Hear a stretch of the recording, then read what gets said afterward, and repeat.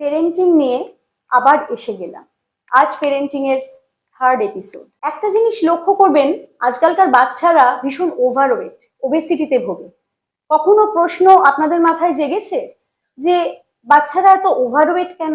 সেক্ষেত্রে কতগুলো প্রশ্ন করতে হবে। বাচ্চারা কি খাচ্ছে, বাচ্চারা কি কি করছে এবং কতক্ষণ ঘুমোচ্ছে। বাচ্চারা কি খাচ্ছে, দেখুন আমরা পেরেন্টসরা নিজের অজান্তেই বাচ্চাদের মধ্যে ফাস্ট ফুড, জাঙ্ক ফুড এগুলো ইন্ট্রোডিউস করি। এই যে কমফর্ট ফুডগুলো, এগুলো বাচ্চাদের ভীষণ পছন্দ, কিন্তু এগুলো ভীষণভাবে ওয়েট গেনের জন্য দায়ী। এবার বাড়িতে যদি সেই প্রপার ডিসিপ্লিন না থাকে যে ডিনার টেবিলে ভেজিটেবলস থাকবে, একটা সুষম খাদ্য, ব্যালেন্স ডায়েট মেনটেন করা হবে, এইটা কিন্তু বর্তমান যুগের যারা মোটামুটি অ্যাফ্লুয়েন্ট ফ্যামিলি থেকে বিলং করে তাদের মধ্যে একেবারেই নেই। তাদের মর্জি মাফিক খাওয়া দাওয়া তৈরি হয় এবং সেগুলোই তাদের সার্ভ করা হয়, তা না হলে তারা ডিনাই করে খাওয়া দাওয়া। এবং দেখা যায় আলটিমেটলি দিনের পর দিন এই সমস্ত ফ্যাট জাতীয় খাবার, জাঙ্ক ফুড, ফাস্ট ফুড এইগুলো বেশি পরিমাণে ইনটেক করার জন্য বাচ্চারা ক্রমশ ওভারওয়েট হয়ে যাচ্ছে। এটা এক নম্বর কারণ। সেকেন্ড কারণ যেটা, সেটা হচ্ছে বাচ্চারা কি করে।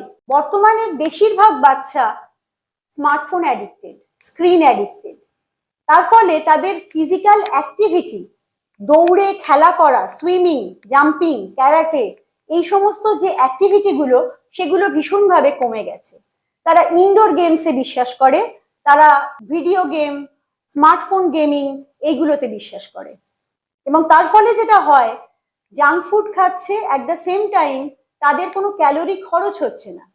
সেই এক্সেস ক্যালোরিটা তাদের ওভারওয়েটের জন্য দায়ী হচ্ছে। দ্য থার্ড ইম্পর্টেন্ট পয়েন্ট, সেটা হচ্ছে তারা কতক্ষণ ঘুমোয়। একটা সমীক্ষা বলছে যে স্মার্টফোন অ্যাডিকশন প্যান্ডেমিক আসার পর থেকে, অর্থাৎ করোনা প্যান্ডেমিকের পর স্মার্টফোন অ্যাডিকশন প্যান্ডেমিক আসার পর থেকে বাচ্চারা ঘুমের ডিউরেশন তাদের ভীষণ কমে গেছে। কারণ তারা লেট নাইট অবধি স্মার্টফোন দেখছে। আর স্মার্টফোন আমাদের রাত্রিরে যদি দেখা হয় ঘুমের আগে, তাহলে ব্রেনের এমন কিছু অংশ উত্তেজিত হয়ে যায় যেটা আমাদের ঘুমোতে দেয় না। তাই আজকের এপিসোডে আমার এটাই বলার যে বাচ্চাকে জাঙ্ক ফুড, ফাস্ট ফুড থেকে একদম ফ্রম দ্য ভেরি বিগিনিং দূরে রাখুন। দ্বিতীয় কথা, তাদের বিভিন্ন রকম স্ট্রেনাস ফিজিক্যাল অ্যাক্টিভিটির মধ্যে ইনভলভ করুন। আর থার্ড, স্মার্টফোন ডিপেন্ডেন্স থেকে যতটা পারা যায় তাদের বের করে আনুন। এবং ডিকটাম হচ্ছে there will be no screen at bedroom. কোনো টিভি স্ক্রিন, কোনো স্মার্টফোনের স্ক্রিন বেডরুমে থাকবে। আজকের মতো এখানেই শেষ করছি। নমস্কার, সবাই ভালো থাকবে।